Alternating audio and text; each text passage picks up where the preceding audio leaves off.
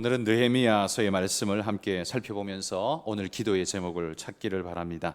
느헤미야서는 패망한 유다의 황폐한 땅을 생각하면서 이방 땅 페르시아에서 성공한 유대인이 고토의 회복을 꿈꾸면서 예루살렘으로 돌아와 재건의 역사를 일으킨 이야기가 바로 느헤미야서입니다. 오늘 우리가 이 이야기를 살펴보고자 하는 건 오늘 우리 기독교의 현실이 무너지고 황폐한 예루살렘 그 고토와 같아 보이기 때문에 이 말씀을 나누면서 그 느헤미야가 꿈꿨던 그 부흥의 꿈을 우리가 함께 꿨으면 좋겠다, 그런 마음으로 이 말씀을 함께 나누고자 합니다. 현실과 세상에 함몰되어 버려 잠들어 버린 그리스도인들을 깨우면서 한 손에는 일, 한 손에는 성경을 들고 일어나서 하나님의 뜻대로 이 땅을 경작하며 살아가자, 그런 말씀으로 여러분과 함께 이 말씀 나누고자 합니다. 자, 먼저 느헤미야가 당면했던 그때의 현실을 한번 생각해 봅시다. 느헤미야가 살았던 시기는 주전 예수님 오시기 전 약 한 450년 경에 살았던 사람입니다. 유다가 바벨론에 멸망당한 이후에 그 바벨론마저도 페르시아라는 나라에 멸망당하고 유다에서 포로로 끌려와 바벨론에 살던 그들은 이제 국적이 바벨론이 아니라 페르시아라는 나라로 뒤집어져서 그 나라에 정착하며 살아가고 있습니다. 그 페르시아의 백성으로 어떤 이는 상인으로 어떤 이는 정치인으로 살아갑니다. 느헤미야는 페르시아 왕의 술 맡은 관원장으로서 왕궁 핵심부까지 올라간 굉장히 성공한 유대인이었습니다. 나라의 멸망은 안타깝지만 지금 자신의 현실, 느헤미야의 현실은 유대에 있는 것보다 페르시아에 있는 게 훨씬 더 부하고 실력 있고 능력 있게 인정받는 삶을 사는, 그게 그의 지금 현실이죠. 그러기에 아마 일반인이라면 아마 이런 생각을 했을 것 같습니다. 나라가 망한 건 안타깝지만 그러나 돌아가고 싶지는 않다. 왜? 자기가 이루고 누리고 있는 것이 그 나라에서는 이룰 수 없는 어마어마한 걸 지금 누리고 있기 때문이겠죠. 그러나 느헤미야의 마음은 그렇지를 않았습니다. 오늘 본문 느헤미야서 1장 2절에 보면 느헤미야의 형제 하나니가 유다에서부터 몇 사람을 데리고 느헤미야에게 찾아와서 이야기를 나눕니다. 그들의 이야기가 무엇인고 하니 예루살렘 소식을 전해주는데요, 예루살렘이 완전히 무너지고 황폐해진 상태로 사람들이 형편없이 살아가고 있다는 겁니다.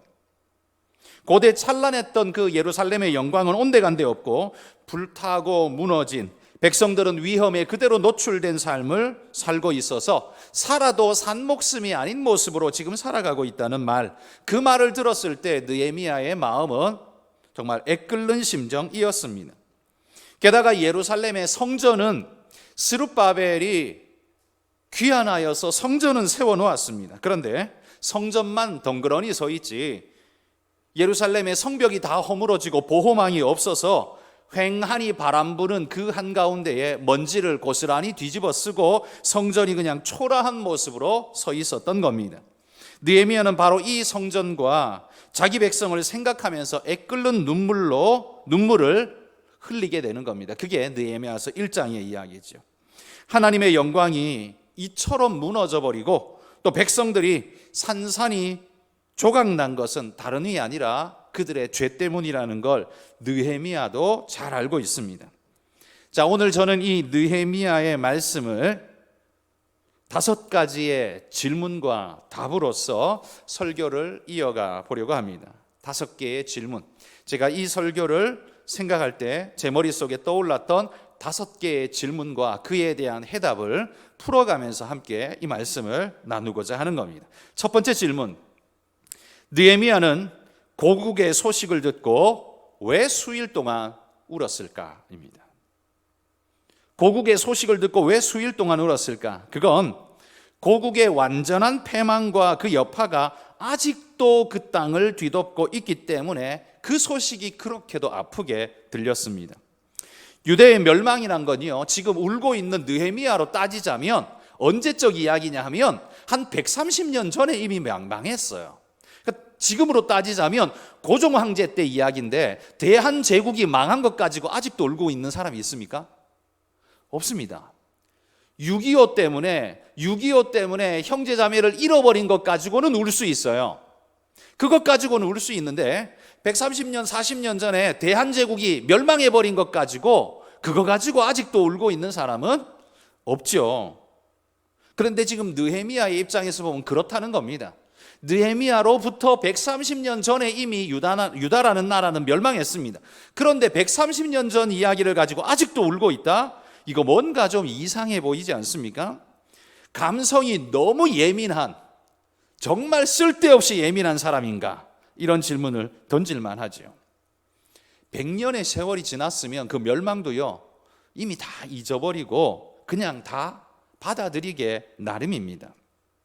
그런데 아직도 그걸 듣고 울고 있다는 건 그건 멸망 자체만을 가지고 울고 있는 것은 아닐 겁니다. 그가 정상인이라면 그건 아마도 느헤미야의 생각에 눈물은 아마 망했다라는 것도 그에게 슬픔이지만 그거보다 망한 지가 130년이 지났는데 아직도 그곳이 황폐하고 불타있고 조금도 수복되어 있지 않은, 조금도 회복된 게 없이 여전히 멸망의 상태 그대로 있다라는 그 자체가 느헤미야에게 아마 고통으로 와닿았던 것 같습니다. 성문은 불타서요 아직도 없습니다. 그냥 대충 나무로 그냥 대충이라도 성문이라도 만들어 붙이면 될 텐데 130년이 지났는데 아직도 성문 하나 제대로 걸려있지 못하고 백성들은 그 속에 고통받고 있다? 이게 왜 이렇게 되어 있어야 해? 라는 마음이 느헤미야의 마음을 굉장히 안타깝게 했다는 거지요. 성벽이 없고 성문이 없다면 어떻게 됩니까? 밤에 들짐승이 휘젓고 다니면서 삼키러 다니겠죠. 문이라는 게 제대로 없는 집은 뚫고 들어와서 물고 가버리면, 아이들 같으면 가볍고 덩치도 작으니까 물고 가버릴 수도 있는 일이죠. 얼마나 위험합니까? 뿐만 아니라 주변에 있는 다른 이민족들이 말 타고 들어와서 해코지를 해도 아무렇게 막을 방편이 없는 상태가 지금이라는 거죠. 그러니 그게 얼마나 안타깝게 여겨집니까? 그런데 뿐만 아니라 이미 스룹바벨이 성전 제2성전을 건축해서 성전이 서 있는 줄 압니다. 이미 성전이 세워진 지가요 벌써 느헤미야로부터 따지자면 한 60년 전에 성전이 다시 세워져서 있어요. 그런데도 불구하고 지금 어떻게 해요? 성벽도 없고 성문도 없고 그냥 거기는 황폐하게 버려진 듯 여전히 스산한 바람이 불고 있는 그런 모습에 덩그러니 성전이 놓여 있다는 그 모습 자체, 그걸 생각할 때 느헤미야는 눈물이 앞을 가렸다는 거죠. 거기 그렇게 서 있는 무기력한 그건 성전이 아니라 그냥 건물일 뿐 아무런 영광도 나타날 수 없는 그 모습을 보며 느헤미야의 가슴이 무너져 내렸다는 거죠. 그것도 한 번 우는 게 아니라요, 성경에 보면 수일 동안 울었다 그렇게 말하죠. 수일 동안. 이건 이 느헤미야의 마음속에 그냥 잠깐 바람 불고 지나간 마음이 아니라는 거예요. 이건 그를 완전히 사로잡은 마음이라는 거죠. 느헤미야가 거기에 완전히 꽂혀버렸습니다. 거기 완전히 사로잡혀 버렸습니다. 헤어나오지를 못하고 수일 동안 울고 있습니다. 왜일까요? 그게 바로 느헤미야의 저는 사명감이라고 생각합니다. 하나님이 느헤미야를 지금 불러내고 계신 거지요. 사명으로 불러내고 계신 겁니다. 수일 동안의 눈물을 통해서 그를 하나님의 역사의 자리로 불러내고 계시다는 거지요. 여러분, 느헤미야가 어떻게 이렇게 위대한 일을 할 수 있었을까? 그건 그가 페르시아의 힘 있는 자리에 있었기 때문에 그게 가능했을까? 사실 그게 답이 아닙니다. 그게 아니라 그가 힘 있는 자리에 있었기 때문이 아니라 그의 심령에 불타는 사명감이 있었기 때문에 그 일을 할 수 있었습니다. 여러분, 하나님 역사를 감당하는 사람들을 잘 살펴보십시오. 성경에 나오는 역사의 이야기들이나 혹은 지금 우리들의 교회를 섬기고 있는 충성스러운 종들을 한번 머리에 떠올려 보십시오. 그분들은 높은 사회적 권력과 위치에 있고 돈이 많기 때문에 교회에서 앞선 자리에서 섬기고 충성을 다하고 열심을 내고 있습니까? 성경에 충성되고 아름다운 인물들이 그런 인물들이었습니까? 아니지 않습니까? 우리는 그게 아니라는 거 너무나 분명하게 잘 알고 있습니다. 힘 있는 자리가 하나님의 역사를 만들지 못합니다. 결단코요. 그래서 힘 있는 자는 우리의 소망이 아닙니다. 제가 지난 설교 때도 말씀드렸죠. 천억의 매출을 올리는 회사 사장이 그냥 이냥저냥 그냥 교회 지내다가 어떻게 하다가 집사가 됐어요. 그러다가 어떻게 떠밀려서 안수 집사가 됐어요. 그런 분은 절대로 장로로 뽑지 말라고 제가 신신당부를 했습니다. 그 사람이 천억을 벌든 말든 그 사람 절대 장로 뽑으면 안 된다고, 그 사람을 뽑는 순간 교회는 망한다고 제가 그렇게 신신당부 말씀을 드렸습니다. 여러분, 재력과 실력과 권력은 하나님의 역사를 만들어내는 조건이 전혀 아닙니다. 그런 것들이 하나님의 역사를 이루는 게 아니라는 말이에요. 오히려 자리와 상관없이 불타는 사명감이 있는 그 존재가, 하나님 앞에 수일 동안 울며 자기 죄를 탐복하는 그가 하나님의 역사를 이루고요, 하나님의 부르심에 민감하게 반응하면서 하나님이 내 삶의 모든 것입니다라고 고백할 줄 아는 그 사람이 하나님의 역사를 이루는 겁니다. 실력과 능력과 재력과 권력이 하나님의 역사 절대로 이루지 못합니다. 그들은 우리의 소망도 아니고 뭐 쳐다볼 만한 거리도 없고 여러분의 로망으로 삼아서도 안 되는, 그냥 그 사람이 부자일 뿐이에요. 그건 그냥 그 사람이 권력이 있을 뿐이에요. 그냥 그 사람이 똑똑할 뿐이에요. 아무것도 아니에요. 그런 조건이 하나님의 역사를 이루지 못한다는 말이에요.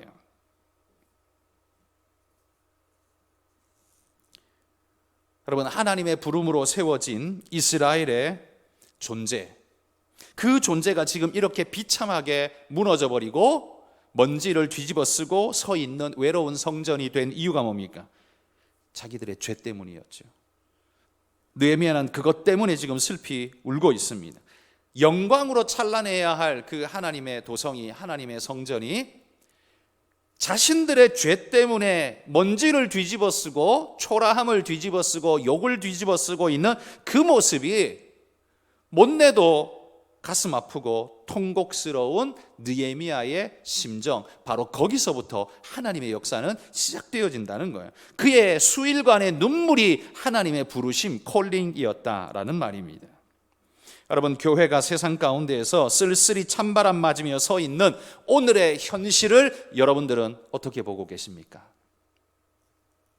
교회의 뉴스거리에 그냥 도마 위에 올려진 메뉴처럼 난도질을 당하고 사람들이 손가락질을 하고, 뿐만 아니라 교회에 있는 성도들마저도 서로가 서로를 손가락질하는 오늘 이 암담한 현실, 그 현실을 바라보면서 우리는 어떤 마음이냐라는 말입니다. 성도들이 무기력하게도 신앙을 멸시하고 공격하는 그 세상에 빌붙어서 어찌 보면 살아남아야 한다라는 그 존재의 본능만 가지고 신앙인인지 신앙인 아닌지 알 수 없는 모습으로 살아가고, 살아남기 위해 살아가고, 혹시 그렇게 살아가지는 않습니까? 여러분, 이게 얼마나 불쌍한 모습입니까? 이게 얼마나 안타까운 모습입니까? 느헤미야처럼 수일간 울면서 속에는 불이 타올라야 그게 신앙인인데, 그게 아니라, 불이 타는 게 아니라 오히려 부끄럽게 여기고 수치스럽게 여기고 도망갈 궁리를 찾고 하고 있다면 우리는 뭘까요? 나는 왜 그런 게 없을까요? 이런 시대를 바라보면서 나는 왜 교회를 보면서 그런 답답한 마음이나 안타까운 마음이나 눈물을 한 번도 흘려본 적이 없을까요? 그건 아마도 이미 예루살렘이 멸망한 지가 언젠데 100년도 넘었는데 지금 그거 가지고 울고 있어? 미쳤어? 웬 호들갑이야? 라고 말하는 사람들과 같은 마음의 상태로 교회를 포기해버렸기 때문에 그런 마음 자체가 아예 안 드는 것 아닐까요? 한번 생각해 보십시오. 포기하고 그냥 아예 사회에 너무 적응을 잘해가지고 교회가 뭐 욕을 먹든 말든 먼지를 뒤집어 쓰든 말든 교회 마당에서 누가 오줌을 싸든 말든 나는 상관없어 라고 여러분 그렇게 혹시 지나가고 있지는 않습니까? 느헤미야의 눈물이 내게는 왜 없을까요? 여러분 이것이 여러분이 오늘 물어야 할 첫 번째 여러분 스스로의 질문 되시기를 바랍니다. 두 번째 질문은 이겁니다. 자, 느헤미야는 그러면 왜 예루살렘 성벽을 중건하려고 그 어려운 일을 시작하는 걸까? 이미 100년 전에 멸망해버린 나라에 무슨 미련이 있고 무슨 소망이 있어서 재건이 불가능하잖아요. 그 재건한다는 건 페르시아 제국에 대한 도전으로 인식되어져서 이거야말로 영모다라고 말할 수 있는 위험천만한 일을 지금 느헤미야가 벌이려고 하는 겁니다. 그런데도 왜 그걸 재건하려고 자기의 그 안정적인 자리와 수많은 재물과 권력과 앞날이 창창한 그 모든 것 내려놓고 그 허허벌판 먼지 낀 그곳 유다 예루살렘으로 찾아가고 있는 걸까요? 애국심이 불타서? 아닙니다. 느헤미야가 예루살렘 성벽 중건을 꿈꾸고 있는 이유는 그의 눈물의 답이 있습니다. 거기 살고 있는 남아있는 유다 백성들의 그 비참한 삶을 그는 자기의 삶처럼 느끼고 안타까운 눈물을 흘리기 때문에 그들을 도와야 한다라는 사명감이 아마 그를 일깨웠던 것 같습니다. 성벽 방어망이 없어서 짐승들에게 노출되고 주변에 그 이방인들에게 노출되어 무참하게 뜯기면서 살아가고 있는 자기 백성들에 대한 안타까움, 그리고 자신은 여기 왕궁에서 호의호식하고 있는 이 자책감, 이것이 그로 하여금 가만히 있지 못하게 만들었다는 거지요. 이뿐만입니까? 아닙니다. 이거보다 더 중요한 게 있습니다. 그건 예루살렘 한가운데 서 있는 하나님의 성전을 지키고 보호하기 위해서 그는 일어나 무엇이라도 해야겠다라는 열정이 그를 떠밀어 올린 겁니다. 그건 건물 지키겠다는 게 아닙니다. 하나님의 영광을 지키고자 하는 신앙인의 열망이 그 수천 킬로 떨어져 있는 느헤미야의 심령 속에 불을 지폈고 하나님은 그 수천 킬로를 아무것도 아닌 듯 넘어와서 그 일을 감당하게 하셨다는 거죠. 이방인들이 함부로 성전을 기웃거리고 성전을 함부로 모욕하지 못하도록, 여러분 그거야말로 정말 비참한 일 아닙니까?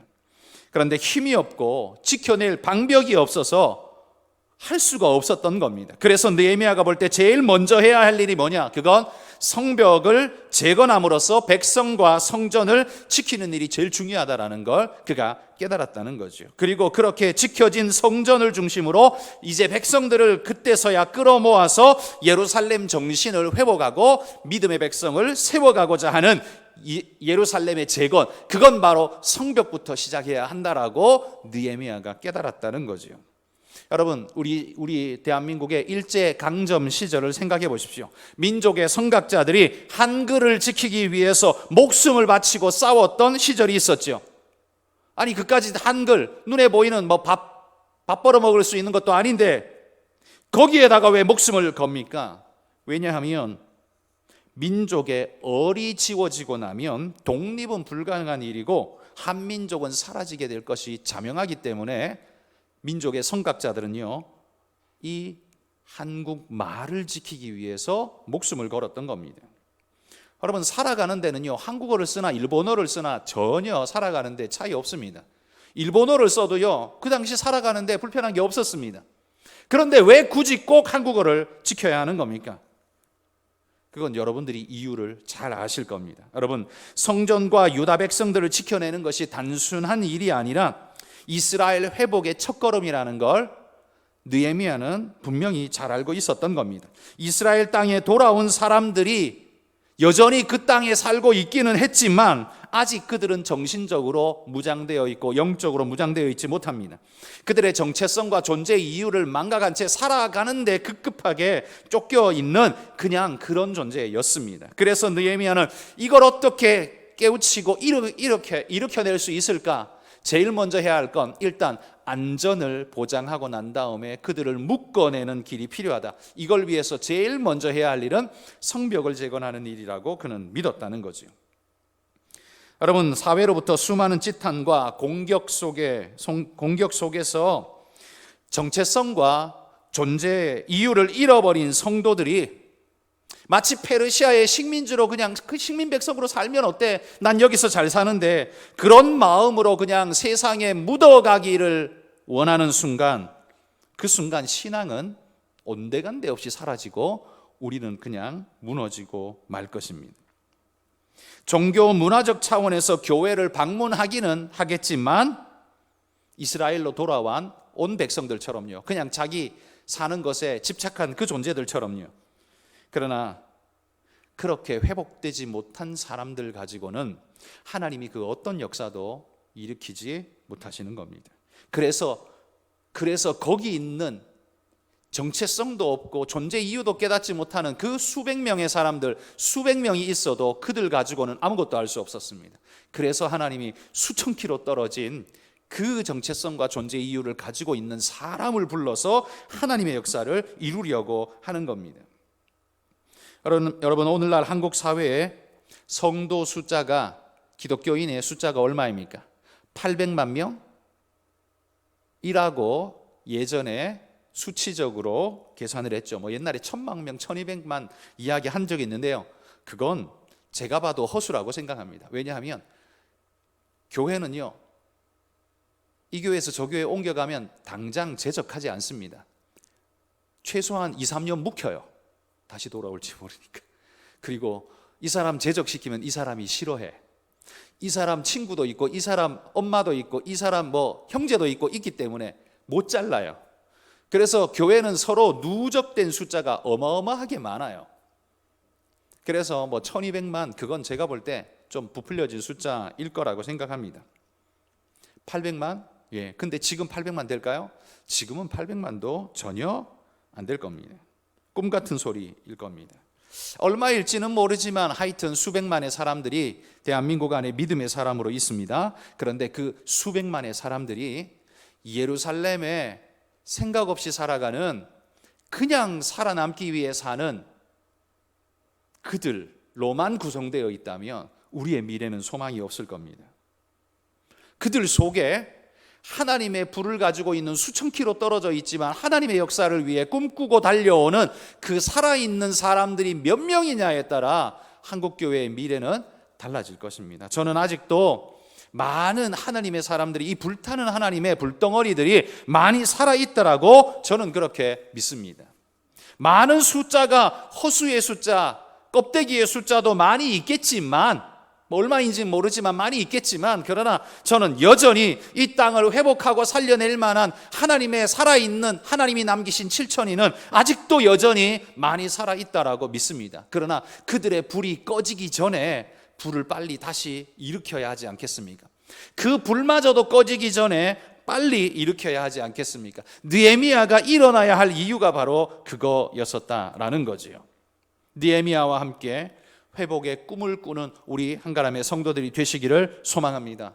비록 지금 우리 주변에는요, 산발락과 도비야 같은 자들이 우리의 신앙을 공격하고 조롱하고 무시하고 부끄럽게 만들어서 우리 스스로 내가 교회 다닌다는 사실조차 그냥 덮어버리게, 부끄럽게 여기게, 그래서 나는 예수 안 믿어 라는 것처럼 만들어버리도록 그렇게 옆에서 찔러대고 수치를 주고 모욕에 똥물을 퍼넣는다 해도요, 그 가운데서 나는 하나님의 사람이다 라고 말할 수 있고 일어설 수 있는 느헤미야 같은 사람들이 우리가 되어야 한다라는 말입니다.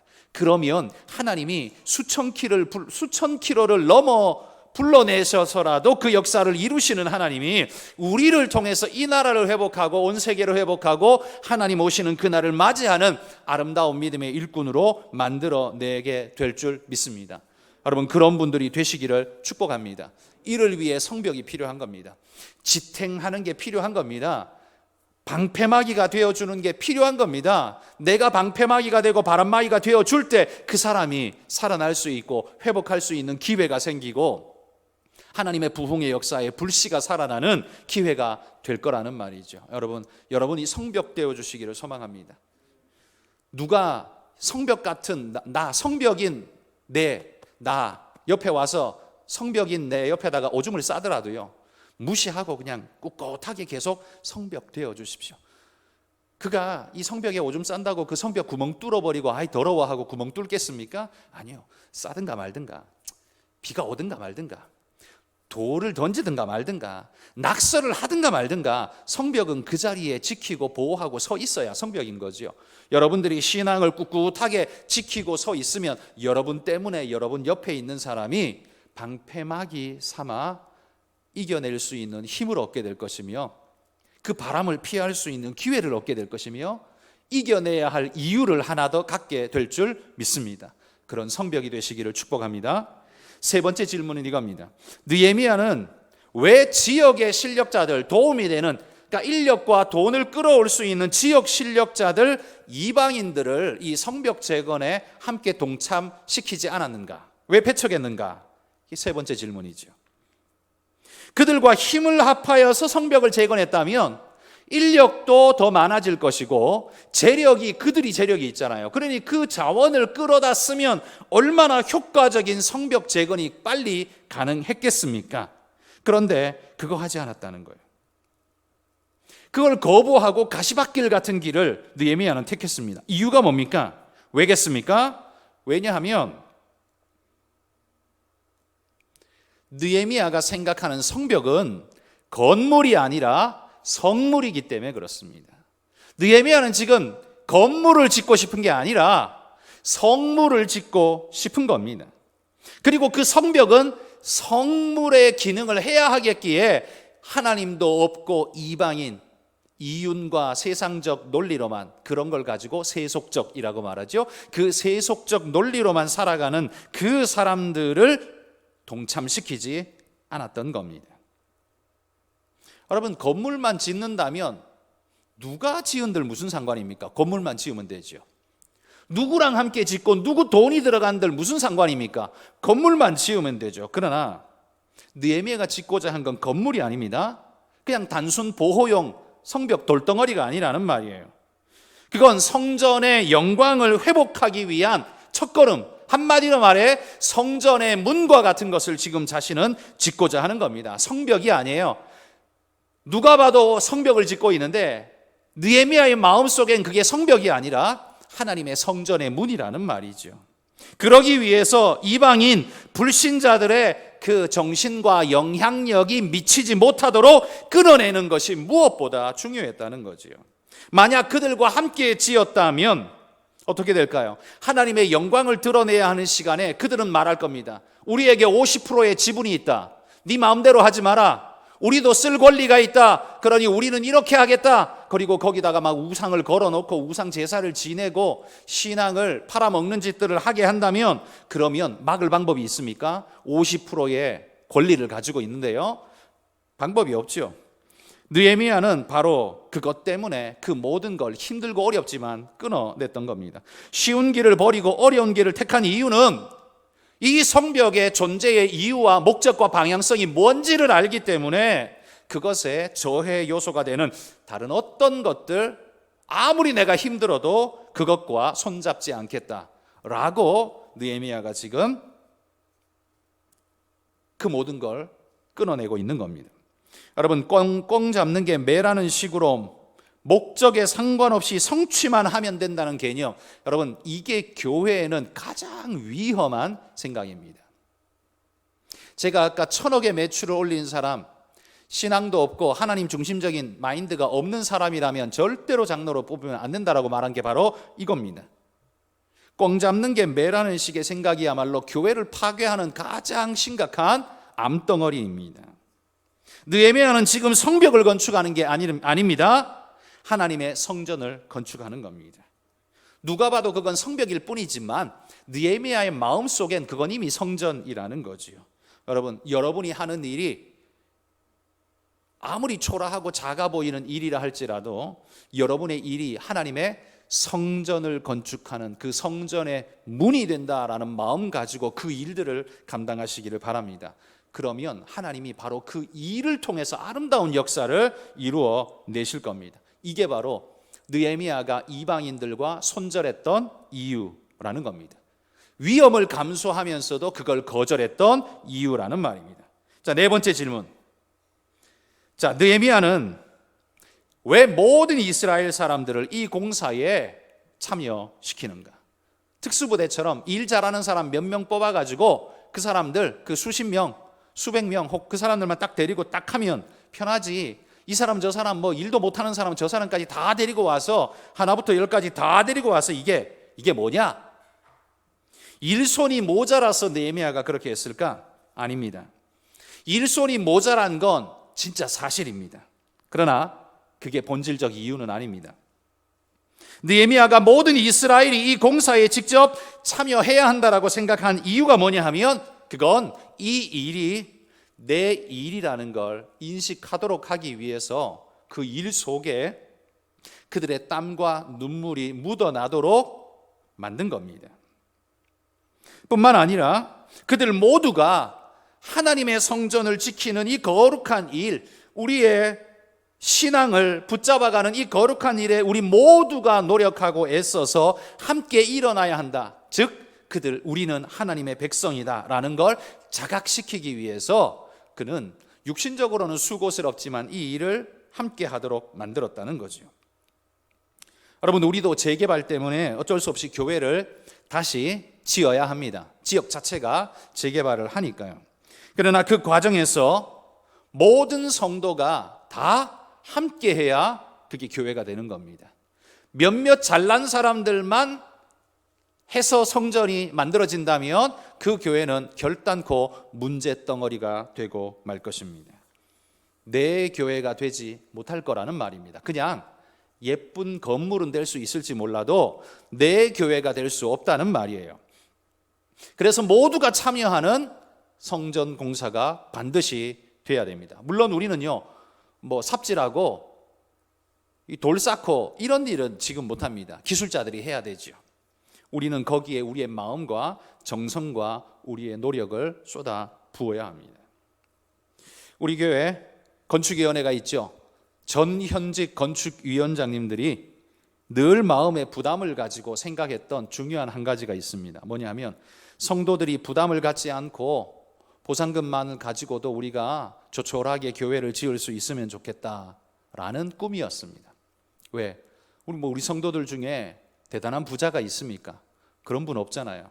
우리는 다 정말 서민 중에 서민일 뿐 우리 모두들이 무엇 할 수 있을까 생각하면 굉장히 힘들고 어렵게 느껴집니다. 그리고 과거에는요, 집을 담보로 잡히고 건축하고 막 그랬잖아요. 그래서 막 집 날아가고 하는 일들도 많았잖아요.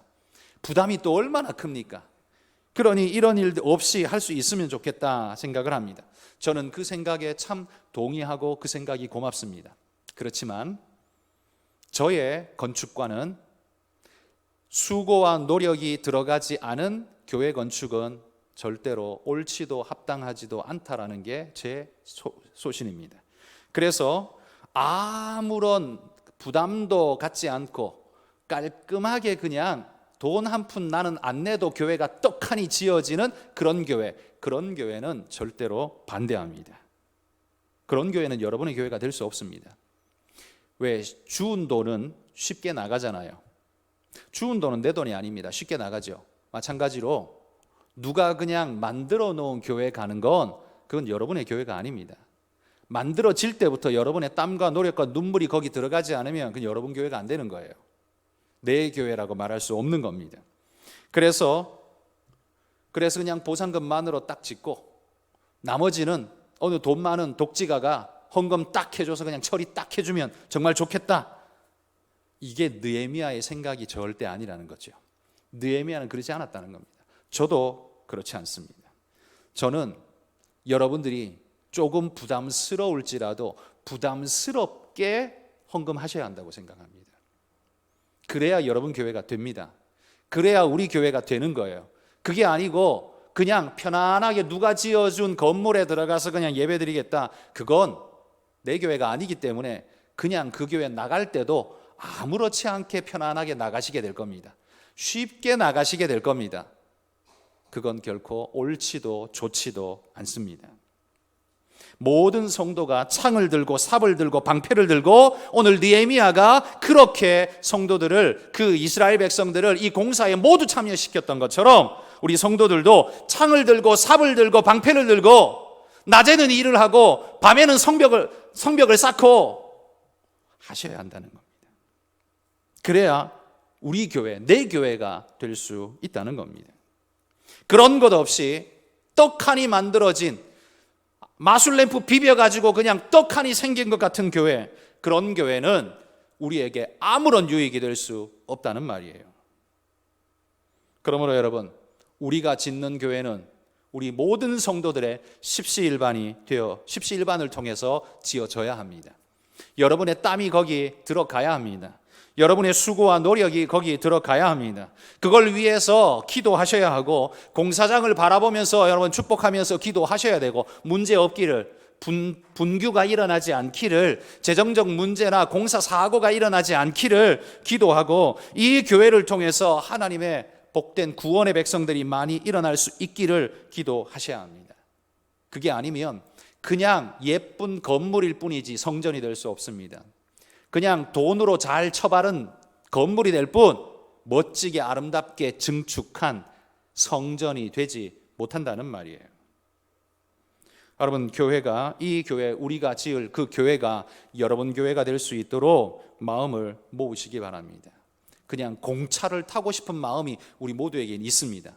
그런 거 없이 좀 편하게 했으면 좋겠다. 누구나 그 마음입니다. 그러나 여러분, 제가 분명히 말하건대 그런 마음은 독소의 마음입니다. 좋지 않습니다. 좋지 않습니다. 적어도 내가 우리 교회 한두 달 월급 정도도 내가 헌금 안 하겠다. 그런 마음은 좋지도 옳지도 않습니다. 여러분, 힘드시면 힘들죠. 우리가 아마도 계획상으로는 빠르면 내년 말 아니면 후년 중순쯤에는 옮겨가야 됩니다. 이주를 해야 되죠. 이주를 하고 아마 후년쯤 되겠죠. 내년, 후년쯤 되겠죠. 후년에 이주를 하고 그 다음에는 부시고 짓고 과정이 있겠죠. 그리고 우리가 입당하는 때까지 아마 2024년 정도로 예상을 하고 있습니다. 조금 더 늦어진다면 2025년이 될 수도 있죠. 문제가 안 생기면 24년 정도에 우리가 입당할 수 있을 거라 기대를 합니다. 근데 여러분, 정말 입당하면서 헌당할 수 있는 꿈을 가지고 기도하시기를 바랍니다. 입당은요, 그냥 지어진 건물에 들어가는 게 입당이에요. 지어진 건물에 교회에 들어가는 게 입당이고요.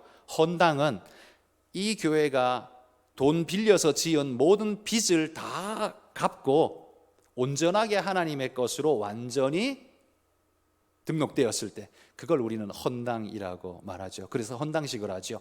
입당식은 그냥 지어놓으면 들어가면 돼요. 근데 빚이 뭐 수십억이야. 그럴 수 있죠. 그러나 헌당은 빚이 없는 거예요. 다 갚고 온전하게 하나님 앞에 올려드릴 때 그걸 헌당이라고 합니다. 제가 이전에 사역했던 부교역자로 있었던 교회, 신반포 교회가 건물을 지을 때 뭐 크지 않은 건물이었습니다만 그래도 부담스러운 돈이 많이 들어간 건물이었죠. 그러다 보니까 막 반대하는 사람도 부지기수로 많았고 막 시끄러웠고 난리였습니다.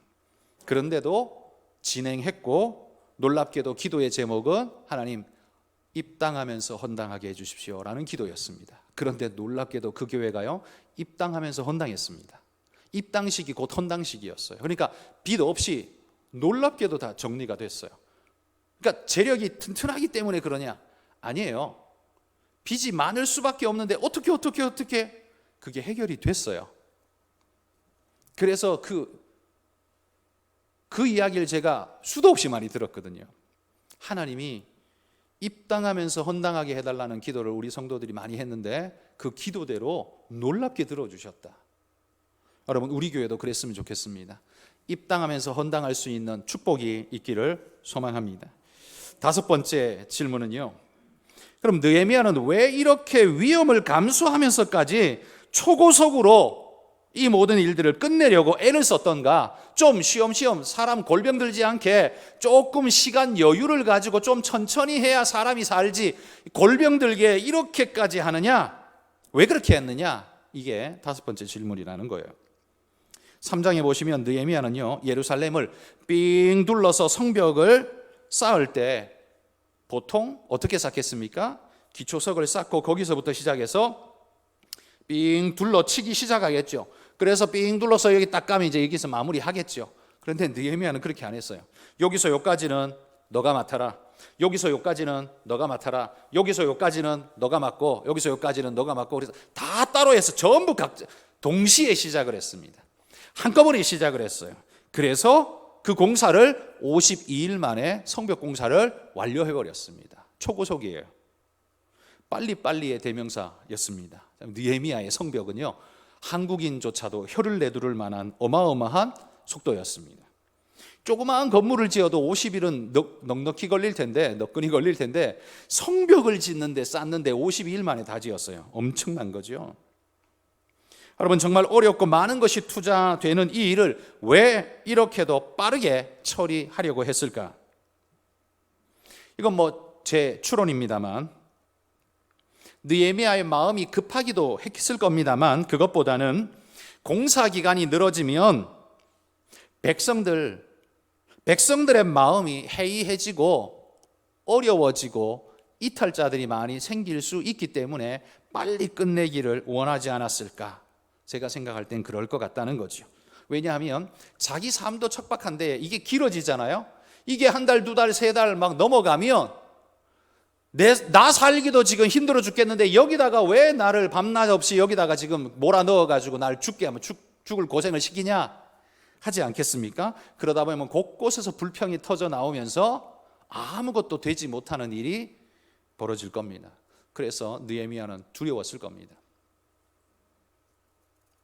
완전히 헌신된 백성들이 아닌 그들을 데리고 하나님의 역사를 이루려고 할 때 조금이라도 빨리 끝내야 이 불평과 불만들이 일어나기 전에 정리할 수 있다는 게, 그게 아마 느헤미야의 생각이었을 것 같습니다. 불평은 날 수밖에 없겠죠. 힘드니까, 목구멍이 포도청이니까 그럴 수밖에 없을 겁니다.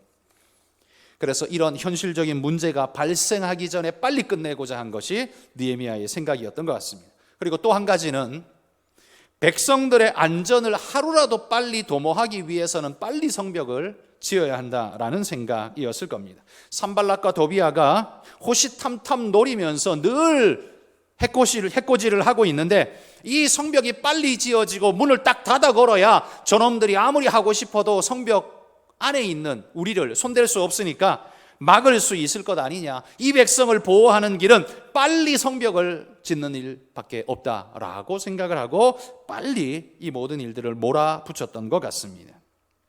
충분히 가능한 이유이죠.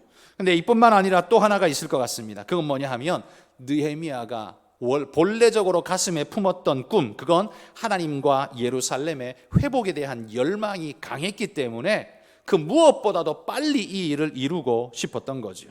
하나님의 성전이 초라하게 쓸쓸하게 취급받지 않도록 빨리 성벽을 재건해서 하나님의 성전을 보호하고 하나님의 영광을 높이는 아름다운 곳으로 이 예루살렘 성이 변모되도록 그렇게 만들고 싶은 꿈이 느헤미야를 몰아붙였던 거지요.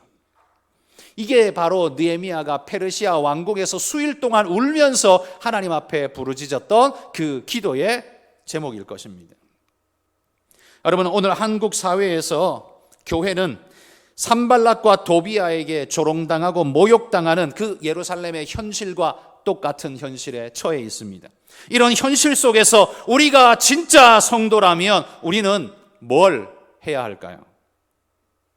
그렇게 욕하는 자들과 맞짱 떠서 그냥 한번 주먹을 날리면서 그냥 총이라도 한번 쏴버려야 할까요? 아닙니다. 그런 방법은 악화를 만들 뿐이죠. 겟세마네 동산에서 베드로가 주님 잡으러 온 자들을 막아서면서 칼을 뽑아들고 말고의 귀를 쳐서 끊어냈습니다. 그때 주님은 그걸 만류하면서 그 귀를 고쳐주시면서 칼로 일어난 자 칼로 망한다고 베드로에게 하지 말라고 하셨습니다. 왜입니까? 주님의 방법은 칼이 아니라 십자가와 성령의 방법이기 때문에 그렇습니다.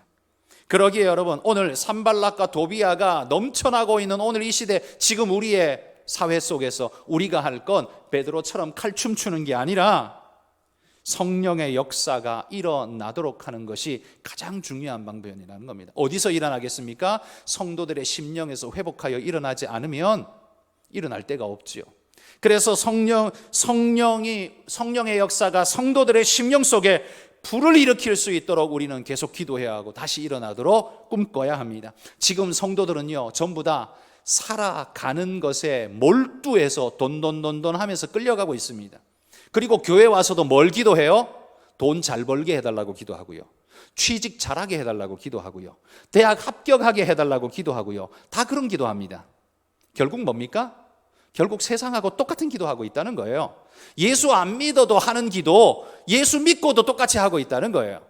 그게 우리 기도의 전부여야 하겠습니까? 아니죠. 그건 그냥 성실히 살면 됩니다.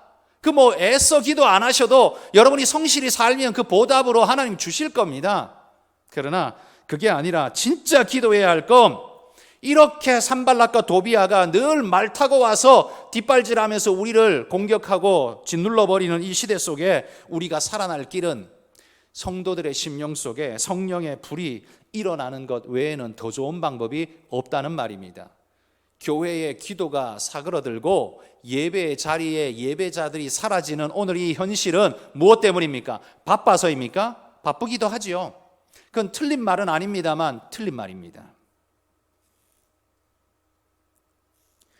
여러분, 젊은이들이 특별히 직장 핑계 대면서 교회, 특별히 이 금요기도회 같은데 참여 안 합니다. 새벽 예배의 평균 연령은 70이고요. 금요기도회의 평균 연령은 65세입니다. 이게 뭘 말해줍니까? 수요 예배에도 평균 연령은 60 이하로 내려오지를 않습니다. 주일 오후 예배도 두말할 거 없고요. 그러니까 모든 교회의 모임의 평균 연령은 60 이상이란 말이에요. 30대, 40대는 눈을 씻고 봐도 잘 없고, 50대가 좀 있고, 대부분이 60대, 70대가 거의 전부라는 말입니다. 젊은 사람들은 그는 왜 없을까요? 직장, 그렇죠. 힘들고 바쁘고 시간이 주중에는 물리적으로 없을 수도 있습니다. 그런 직종들이 있습니다. 그걸 우리는 인정해야 하죠. 그러나 모든 사람이 그런 건 아닙니다.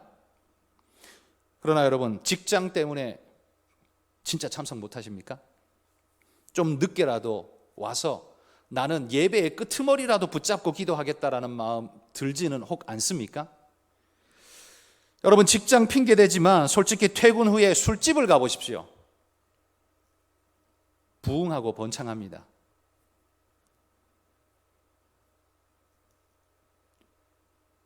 직장 때문에 술집에 안 가는 사람이 있습니까?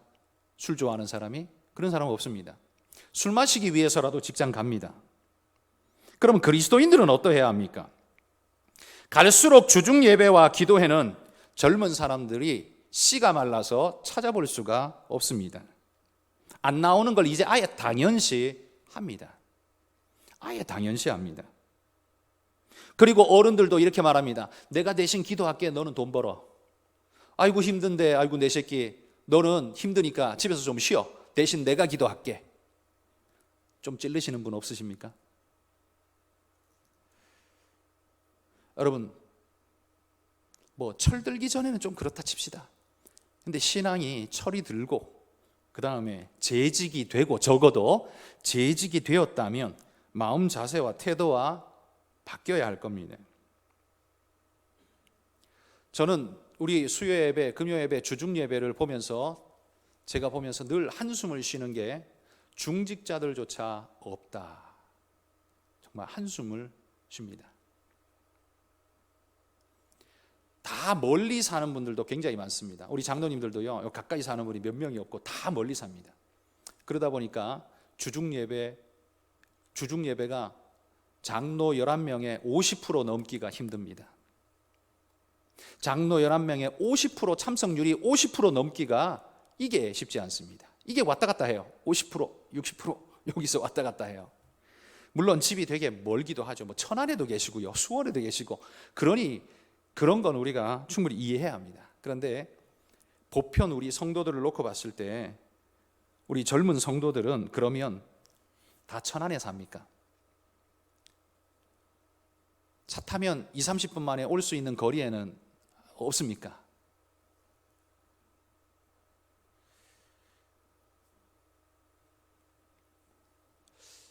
제가 장로 이야기를 자주 하는 이유는 장로님이 굉장히 중요하기 때문입니다. 무시해서가 아니라요, 진짜 중요하기 때문에 제가 이 말씀을 드리는 거예요. 선거할 때 유념하라고 제가 자주 말했죠. 선거철에는 제가 절대로 이런 말 안 합니다. 오해받기 때문입니다. 그러나 선거철 아닐 때만 열심히 이야기를 합니다. 여러분 귀에다가 심어놔야지 선거철에 생각이 날 거기 때문에 제가 열심히 합니다. 여러분, 일주일 7분의 1만 사역하는 사람을 장로로 뽑으면 그 사람은 교회를 얼만큼 책임질까요? 기껏해야 7분의 1 이상 책임지지 않습니다. 주중에 교회에서 무슨 일이 일어나도 신경 쓰지 않습니다. 왜? 원래부터 나는 안 나갔으니까. 그리고 무슨 일이 일어나든지 나는 상관이 없다라고 생각이 되니까. 왜냐하면 원래부터 7분의 1짜리였으니까. 여러분, 그래서 되겠습니까? 그래서 되겠습니까? 수요일 날 무슨 일이 일어나는지 꿈에도 모르고 아무것도 모르고 참석해 본 적도 없는 사람을 장로로 뽑아서 되겠습니까? 금요기도에 나와본 적도 없고 1년에 기껏해야 한 3번쯤 나오는 사람을 장로로 뽑아서 되겠습니까? 그 사람이 우리의 영성을 책임지는 지도자가 된다라고 말할 수 있겠습니까? 저는 절대 없다고 생각합니다. 이제 주중에 열심히 수요일, 금요일 눈을 잘 굴려서 돌아보십시오. 누가 참석했나? 그리고 참석한 사람 많이 예뻐해 주십시오. 직장 때문에 못 오는 분들도 있습니다. 직장이요, 9시, 10시에 끝나는 분들도 있잖아요. 우리는 그런 부분에 있어서 충분히 이해할 수 있는 마음을 가지고 있어야 합니다.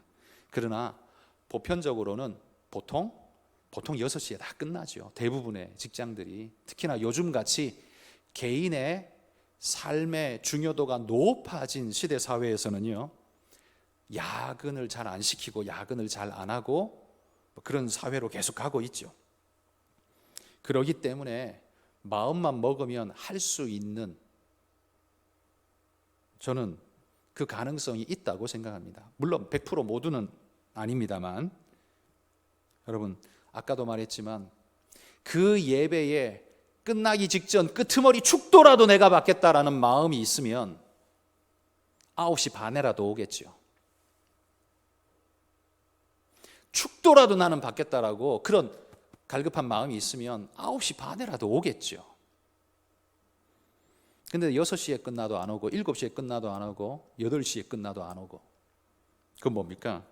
못 오는 게 아니라 안 오는 거죠. 그분이 우리 교회를 책임질 수 있습니까? 7분의 1 용도 가지고 우리 교회의 미래를 책임지겠다고요? 좌지우지 하겠다고요? 말도 안 되는 소리 아닙니까? 7분의 1짜리를 가지고 이 교회의 미래를 맡기겠다고요? 말이 되는 소리입니까? 어디로 가자는 소리입니까? 여러분, 오늘 우리에게 느헤미야의 눈물이 있는가를 돌아보십시오. 있어야 하지 않겠습니까? 교회 욕하는 데는 선수이면서 교회 회복을 위해서는 한 방울의 눈물도 흘려본 적이 없다면 여러분 두려운 마음을 가지십시오. 왜냐하면 하나님이 가만두지 않을 거기 때문입니다. 여러분이 사탄의 자식이라면 하나님이 아예 신경도 안 쓰시겠지만 여러분은 하나님의 자녀지 않습니까? 그거에 대해서 하나님이 물으시지 않겠습니까? 너는 왜 그렇게 살다 왔냐? 너는 왜 뭐 하다가 그렇게 살다 왔냐? 여러분 그렇게 추궁하지 않으시겠습니까? 여러분 우리에게 진짜 필요한 건 느헤미야의 눈물이 아니겠습니까? 여러분 우리 심령에 불타는 하나님의 눈물, 느헤미야의 눈물을 가지고 하나님 앞에 헌신과 충성으로 하나님의 몸된 교회를 제대로 지켜가기 위해 애쓰는 그런 믿음의 일꾼들이 되었으면 좋겠습니다. 여러분 오늘 좀 여러분에게 좀 듣기에 불편한 말로 들리셨을지 모르지만 목사인 저의 심정으로 정말 그런 마음이 마음속에 정말 불같이 있기 때문에 말씀을 드립니다. 여러분, 우리가 하나님 앞에 수많은 핑계를 들이대기보다 하나님 앞에 하나의 헌신을 내어놓는 그런 먼저 하는 일꾼들이 다 될 수 있기를 소망하고 축복합니다.